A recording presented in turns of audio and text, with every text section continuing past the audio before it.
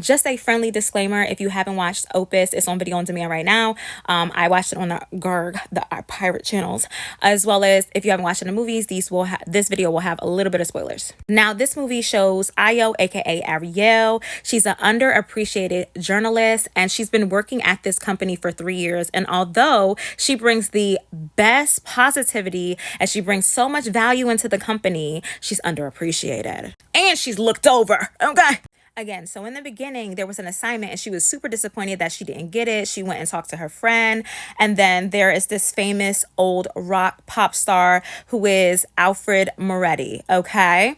Alfred Moretti is played by John Malkovich. He's up there in the right corner. He resurfaces after like 27 to 30 years, and then she unexpectedly, alongside her boss and other people, get invited to this pop star's private listening party.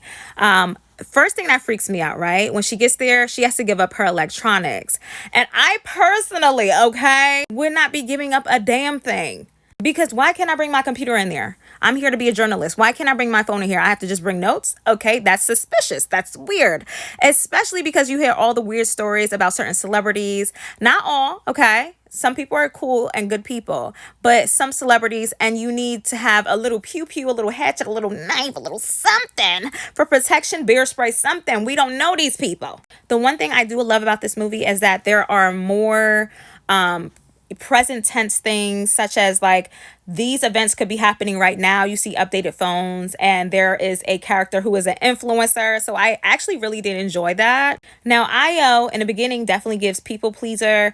She's definitely dissatisfied and she won't speak up. So she definitely gives them her phone and her computer, you know. Side note again, my brain just works crazy. I also enjoyed this movie because I'm not trying to be rude, but it was such a nice feeling seeing, you know, familiar faces such as, you know, John, of course, Juliet. I love her. I've loved her since Enough. Okay, please.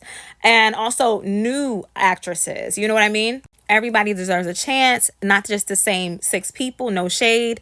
And here again are a few spoilers ahead. So John Malkovich, aka Alfred Moretti, says this weird corny story about Muhammad Ali and some other man, and I'm just like, okay. And then they sit down for dinner, and I'm not gonna lie to you, I was in utter shock when they sat down at dinner and they like the bread came out and they all had to share this piece of bread and it's spit and it's globbing on it. I'm like, and then it was this random blue lobster. It got creepy really fast as they had to go into their rooms. People were monitoring them outside, and the audience finds out that the guests are just being monitored in general. That's when my senses been up, okay?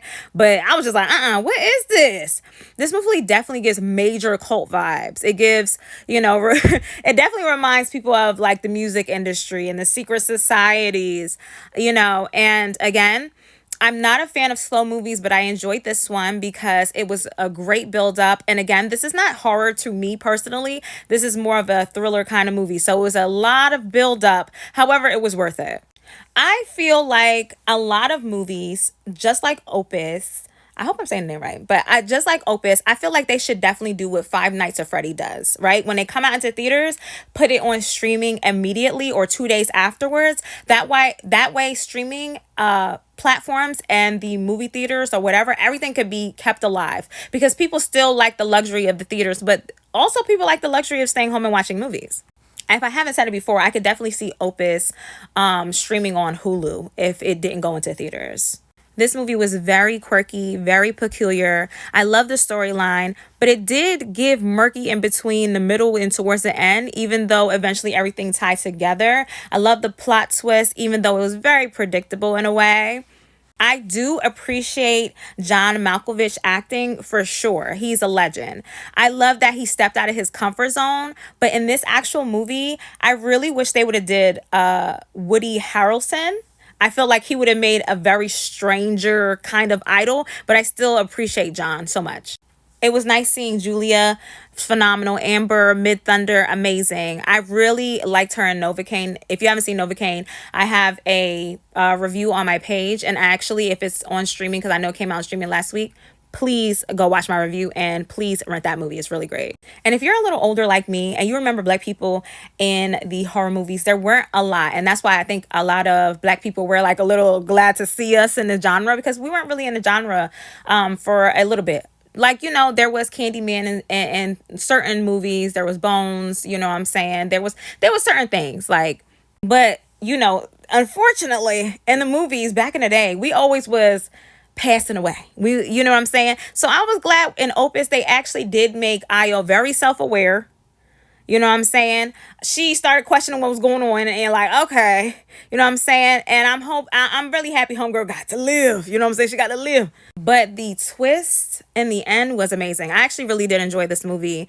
It was crazy. And I respect everybody's opinion because a lot of people saying it wasn't good, but I actually really did enjoy it. I actually watched it 3 times. It was good to me. 7 out of 10 would recommend.